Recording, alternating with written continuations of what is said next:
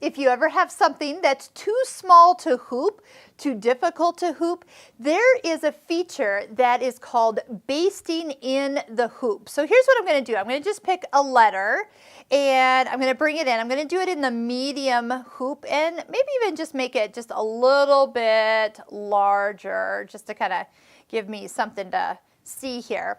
Now, one of the things that you can do is you can get sticky stabilizer and you could stick it down, but even at that point, you're still not hooping your fabric. And anytime you don't hoop something, something's gonna give. So that is why there is a fabulous feature called basting in the hoop. You know, the other use I've used this for is when people have those blocks and you're like, make a block for so-and-so's retirement and it's all pre-cut and I want to embroider it. Well, of course, because I have an embroidery machine, but again, it's pre-cut and I can't get it in the hoop for some reason.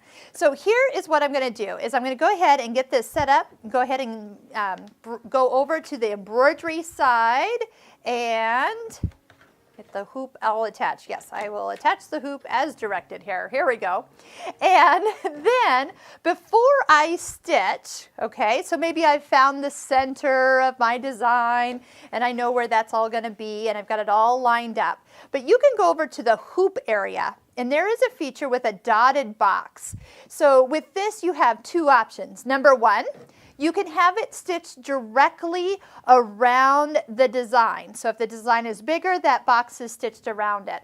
Or if you touch it again, it will stitch all the way around the perimeter of the hoop. Now most of the time I usually do the one that's around the area of the design. I could do both actually. So with that selected, when I start to stitch, the first thing it's going to sew is actually that kind of basting stitch as it tacks my fabric down to the stabilizer.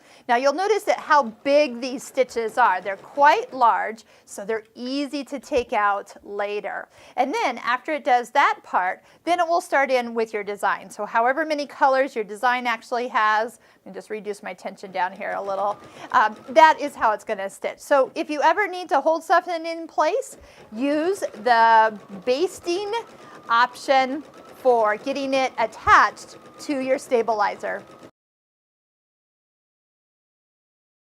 Look how perfect that turned out, and without my fabric shifting at all because of the basting stitch.